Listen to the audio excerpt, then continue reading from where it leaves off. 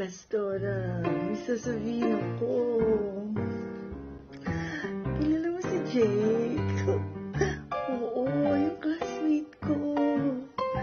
Nag-message siya. Grabe, hindi talaga ako makapaniwala. Ako yung napili niya na maging partner sa prom night. Oh my God! Grabe, alam mo ba, Pastora, sobrang gwapo noon. Grabe. Gisingin mo ako. Naginip lang ba ako? Pero feel ko talaga, Pastora, siya na talaga ang magiging forever ko. Oh, ang haba ng hair ko. Teka, kalma lang. Emotion lang yan. Huwag kang patadala. Huwag ka naman killjoy, Pastora. Alam mo, feel ko talaga. Siya na magiging boyfriend ko. Kasi ako na lang ang wala. Ang classmate ko, ang cousin ko, ang BFF ko, lahat sila may boyfriend na. Dapat sumunod naman ako sa trend. Type ko na talaga magka-boyfriend. Walang boyfriend, girlfriend sa Bible.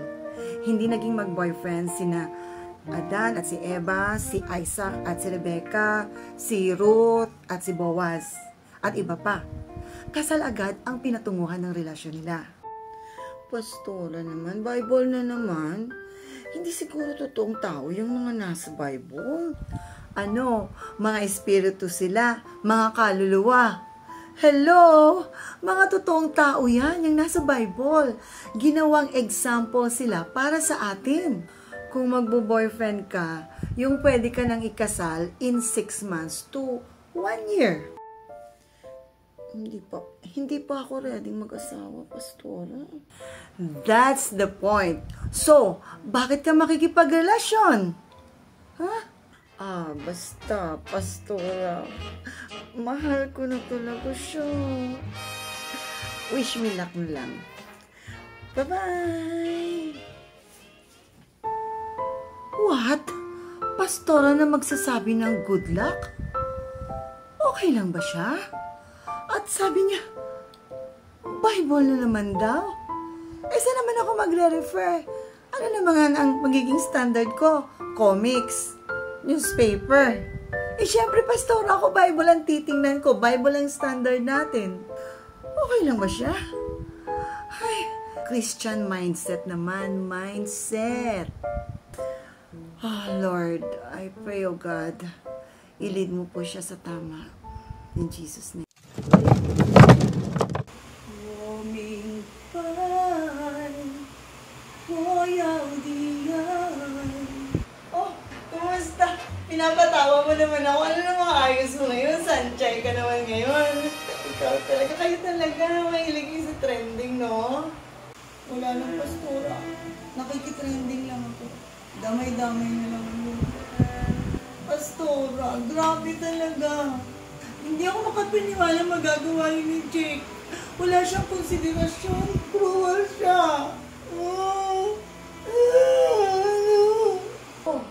Ano nangyari? A day before the prom, nagsabi siya na cancel na daw yung invitation niya sa akin. Ayaw na lang daw niya ako maabala. Then, ano, Pastora, nabalitaan ko na may iba pala siyang partner sa prom. Hindi ko matanggap. Kalma lang. Lalaki lang yan. Sakit-sakit. Pastora, ano meron ng babaeng yun na wala ako?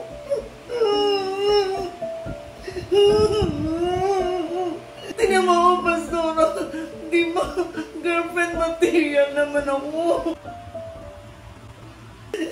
Ang sakit talaga. At saka isa pa, naka-order na ako online. Naka-order ako. Ang dami. Mga sapatos and gown. Nandiyan mga accessories. Ang laki ng nagastos ko. Bad talaga siya, bad.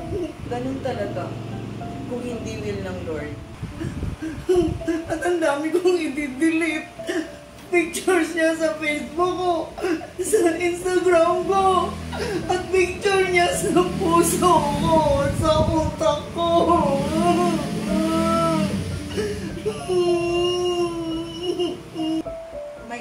person na hindi ka bibiguin at hindi mo kailangang i-delete sa buhay mo.